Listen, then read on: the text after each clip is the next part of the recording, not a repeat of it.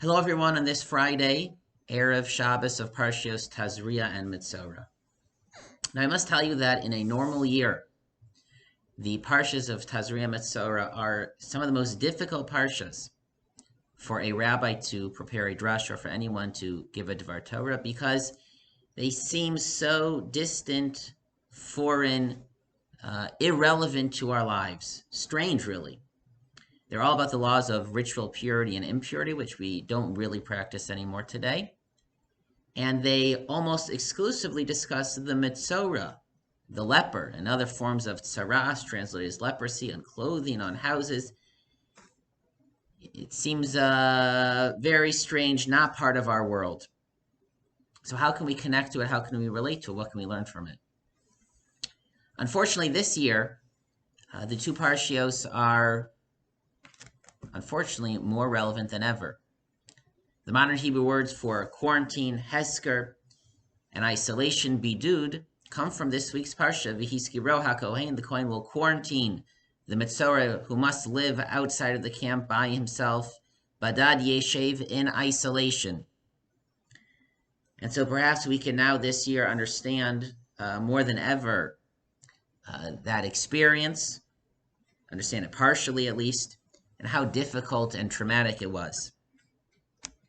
Now, Chazal understand that the tzara'as was a divine punishment for different sins, but predominantly for someone engaged really in a repetitive, very significant manner, sins between a person and his or her fellow, and not just against an individual, but that really disrupt relationships, societies, communities. The Baal Lashon Hara, the one who continuously badmouths, spreads bad rumors, bullies in different ways, the one who breaks up relationships, who is really a destructive force in a community.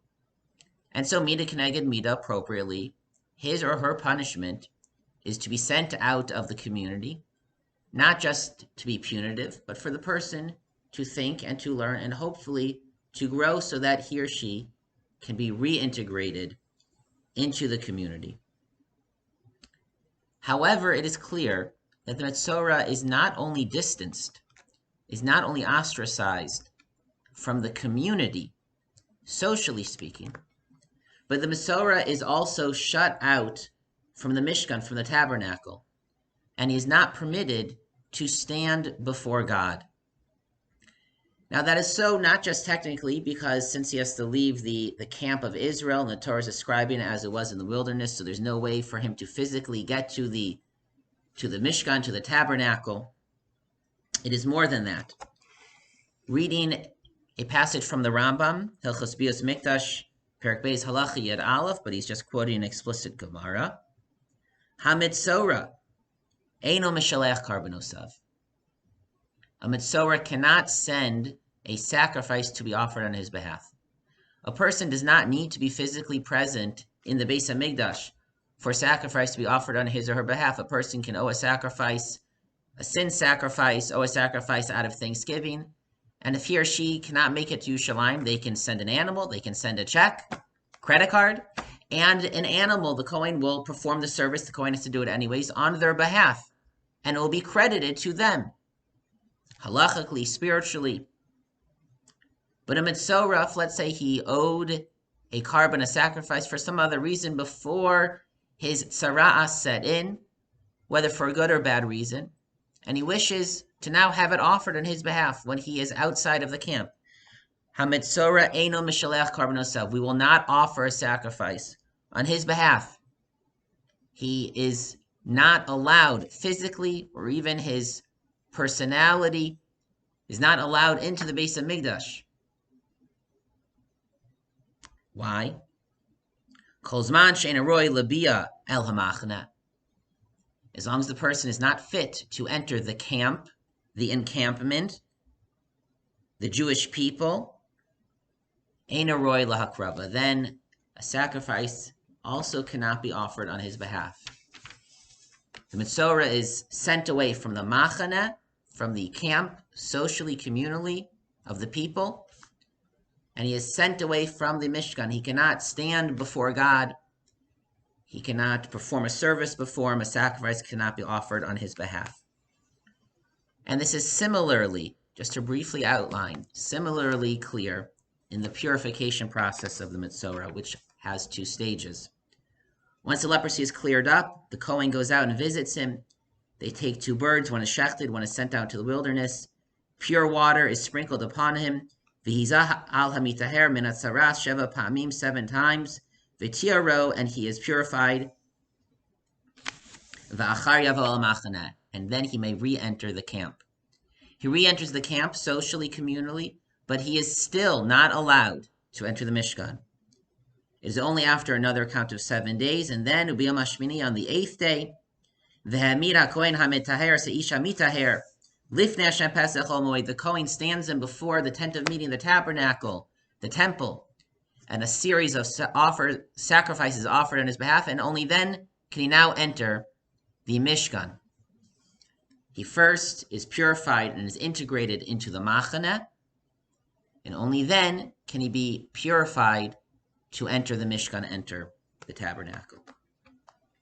And again, all of this, even though Chazal understand that Tzaras comes as a punishment for a sin, bein Adam lechavero, between a person and his or her fellow, between not acting right in a social, communal context, but the punishment extends not only to the person's social and communal life, but to their religious life, to their connection to Hashem. And this is premised on the Torah's perspective that a person, the Torah does not ask a person to isolate himself or herself. The Torah does not believe that spiritual greatness is found in isolation, in separation. Just the opposite. The Torah, the mitzvos, halacha, believes that a person should be part of a community, part of a society, interacting with people in their home, out of their home, and to bring sanctity into that environment, to grow spiritually by being part of that environment, to give to others, to receive and to learn from them. That is where and how spiritual greatness, connection to Hashem, is created. We approach Hashem as part of a group, as part of a community, as part of the Jewish people. The Torah is given to the Jewish people, and we only perform its mitzvos and serve Hashem as part of the Jewish people.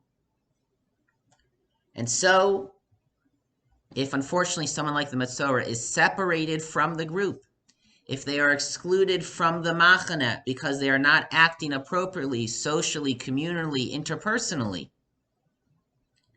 that necessitates also a separation from Hashem, also a distancing from the Mishkan, because we can only truly serve Hashem and connect to Hashem, to live a Torah life and fulfill its mitzvos, as part of a group, as part of a society, with other people. This is just another aspect of what makes our current situation difficult. By being alone, if we are actually alone, or if we're with just our immediate family, a small group, that does make it more difficult to perform mitzvos. It's more difficult when we're not with a group, to get that reinforcement, the positive reinforcement.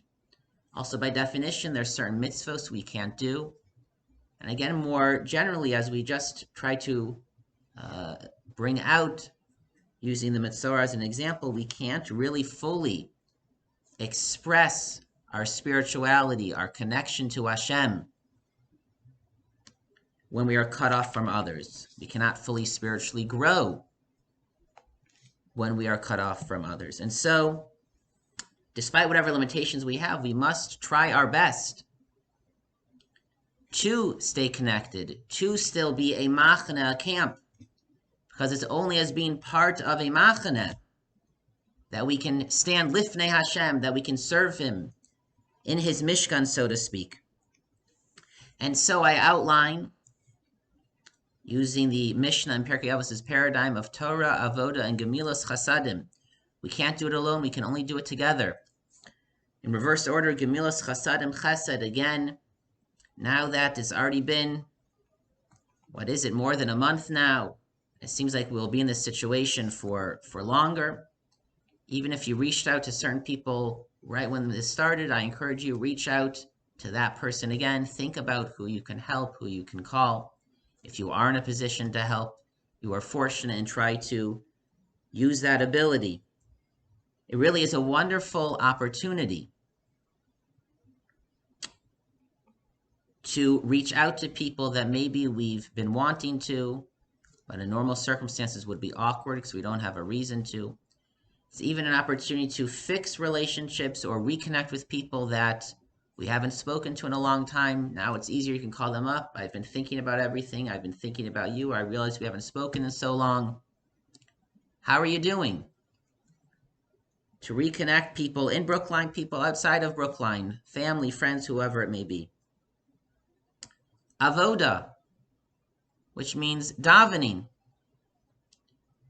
Chazal stress the significance, the greatness, the enhancement of davening with a group. We can't have regular davening in shul or a regular minyan halachically speaking, but I encourage you to consider to join regularly or just once in a while our Zoom davening in the mornings, Mincha Marv in the evenings. Mincha Marv in particular, hopefully is at a convenient time right now. Next week will be 7:30 p.m. It's really been a wonderful group that has been davening together. We learn for a few minutes in between, and it is really a wonderful experience. You feel connected to people. It's wonderful, wonderful opportunity just to see people, and you do feel like you're davening together, and it really can be a very positive experience.